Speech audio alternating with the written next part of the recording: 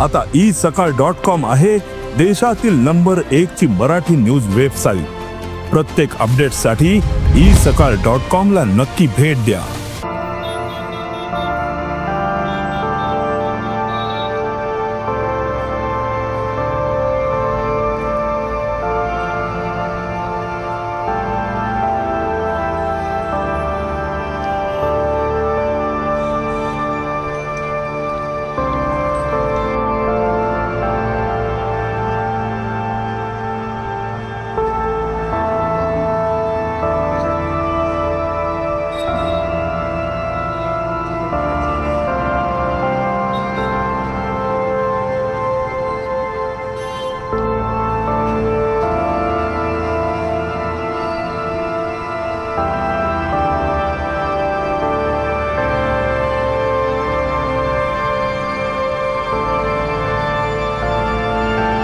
दीपक भाऊंची भेट घेतली तर त्यांची तब्येत खालावलीच आहे।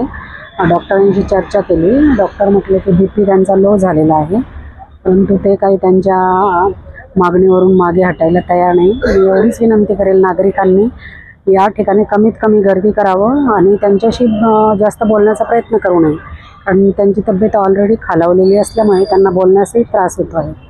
आणि त्यांना विनंती केली मी प्रशासनामार्फत, परंतु त्यांच्या मागणीवर ते ठाम असल्यामुळे त्यांनी नकार दिलेला आहे।